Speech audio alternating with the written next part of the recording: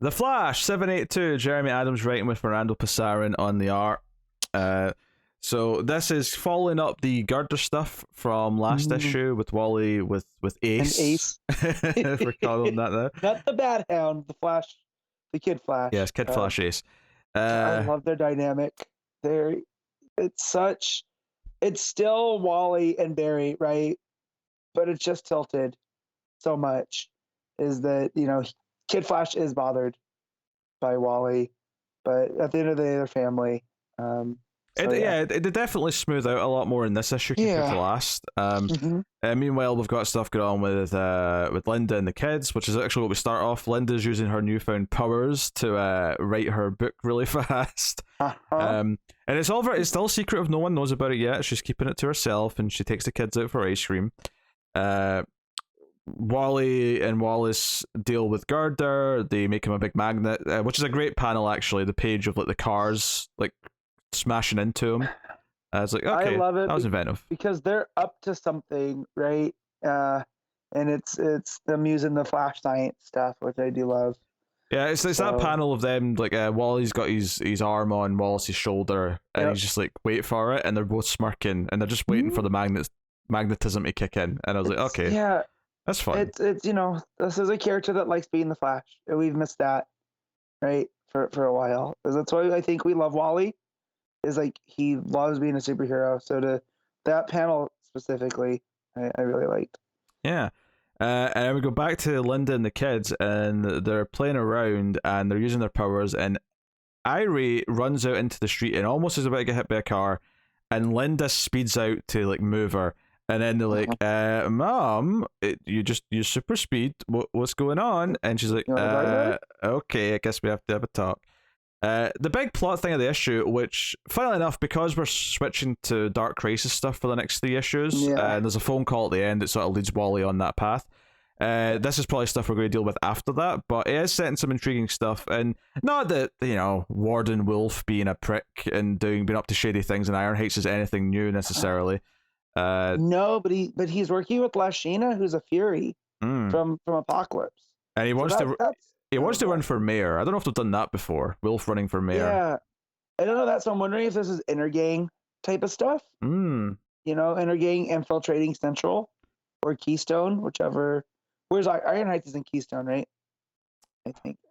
I want to say Twin Cities. Yeah, I want to say that it might technically it's probably officially in one of them, but I think because it's on its own little island off the coast, it might actually be equally close to both of them. I like the idea that it's the exact midpoint between Central and Keystone. Oh sure, yeah. But yeah, so I thought that was her being there specifically. I think is telling. So that's cool.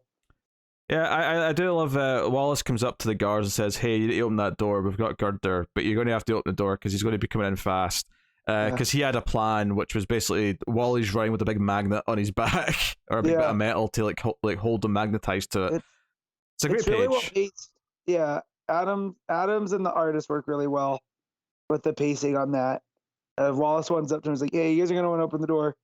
And then just that reveal is real funny. Yeah, honestly, the run has done nothing really, other than when it's been called away for a crossover or something. It's been doing a decent job of finding its groove, I think, where it's feeling more natural each issue.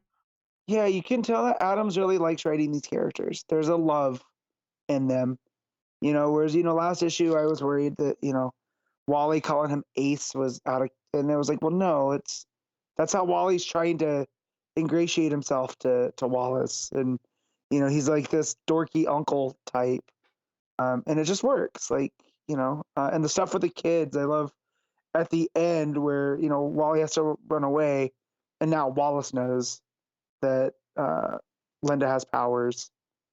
How do you say that without and avoid all the key details that make it make sense? What do you mean? It's a gift. So yeah, Linda wants to tell Wally about her powers, and then he gets a call and he rushes off.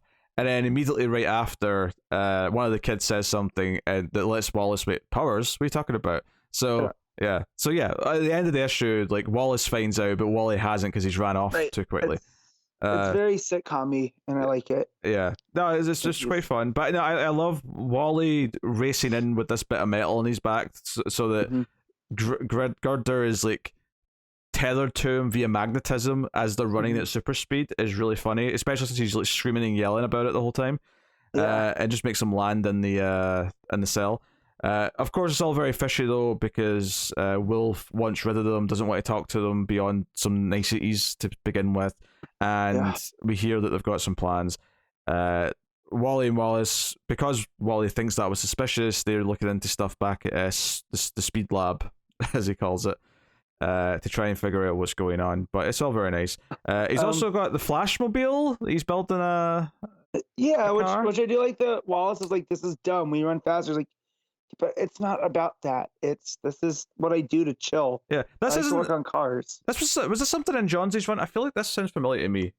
Yeah, so I don't know if it was a Flashmobile, but he was a mechanic at the police station. Yeah, So I don't quite remember the key details, but I do like that the lesson that he's trying to impart onto Wallace is you got to have your things outside of this. Like, this is my thing that slows me down. I feel like I remember people cracking jokes about him needing a car because he's the Flash. This is silly. I remember that being a thing at some point, so my mind's not letting me remember when it was. Because it's familiar to me too, but I don't remember where that was. Yeah.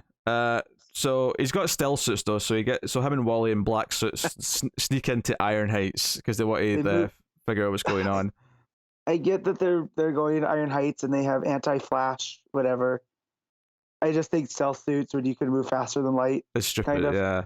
It's kind of silly, but it's stupid in an endearing way though, because you sort of like kind of love Wally that he did this because he just wants to have stealth suits. Yeah, exactly. Yeah. Like it fits his character. It's I feel like it's supposed to make you roll your eyes a little. Yeah, it's a little bit funny, but they find all of Wolf's like mayor campaign stuff, posters, T-shirts, all that sort of stuff, and they're like, shit, what's he up to? And they also find that Girder, they've done something to him where he's like in a big ball of like metal, like Tetsuo the Iron Man. He's just like formed into a metal ball. So they've done something to shut him up, which is suspicious. But they get detected, so they have to speed out and run away. And then we get the final page where Wally gets the call from Detective Chimp, and it leads him off to Dark Crisis stuff to deal with Barry. So the main story is taking a break. I don't know, maybe he'll still do like some subplot stuff with the other characters during the tie-ins. I'm not sure. I almost wish he won't, not because I don't want to catch up with them and I'll miss them for a few months, but because I think when you later on like want to just read those issues to be part of the event, or you just want to read the Flash and skip the crossover like tie-in issues, it would just be neater if they didn't have anything in them. It would just this pauses now, we come back and 4 issues time. I feel unless the family get involved, because that's what Flash is all about. That's the only way, and it'll feel like it's more part of the Dark Crisis than this storyline. Yeah. But it seems like all this Wolf stuff with the mayor campaign and whatever he's up to with the Fury, it does seem like that's going to be stuff to pick up after the Dark Crisis issues, which is cool. It's a shame we have to wait a few months for it, but I enjoyed the issue though. Oh yeah, me too. So I have the sneaking suspicion that the reason that Linda suddenly has developed speed powers is she's got another baby cooking. Ah, yes. And that Wally being this bastion of family life and how his kids are the ones that brought him back, that them getting another kid. Did this happen when she got pregnant before? I believe it did. Yeah, that sounds familiar. And I know people were drawing comparisons to that mini that I didn't read anyways, where there was a Linda from an alternate Earth that had powers, and that then maybe they're trying to do some multiverse-y.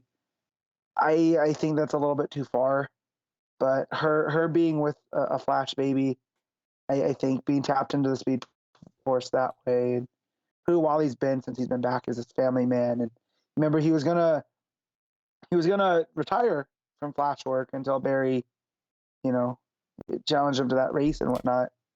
I suppose it works out in the sense that if we do have this new Flash baby come, that the other kids can become teenagers and become like Titans and Young Justice sort of level characters, and the baby can then be the young cute one who has a couple of power and again hijinks. It feels very sitcom-y, right? Like them bringing in the baby type character, and but I feel again with Flash, it's always been about family. So the bigger the family gets, the more it feels like Flash. So, Are you talking about Flash or Fast and Furious? both.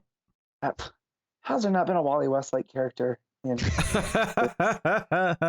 No, just a thought when I got to the solicits and I saw that the annual seems to be really focused on Linda and Wally's relationship. I figure that was almost a tell, but I've been wrong, way wrong before. What's nice about that is that the annual gets to like go back to some of the main story whilst the tie-in issues are still going on. So we actually kind of get a regular Flash issue with the annual in August, which is nice. You say that, but the annual will be at the end of that month, which is after the 3 issues of the tie-in anyway. So, oh, fine, shit all over it, whatever. Yeah, well, I'm sorry you were wrong. It's not, well, okay, it comes back a little earlier then. All right, yeah. What do you want? All right, Matt, what are you giving the Flash? I'm giving the Flash a 8. You know what? Yeah, it's actually kind of inching up. You know, it's been typically been like a 7.5 for me most of this run, but it is kind of inching up a little bit. So I'm not going to go 8 quite yet, but I'll say it's getting very close to like kind of scratching that for me. I'll say 7.5 though on this one. But I'm digging what they're doing, digging the characteristics and all the stuff.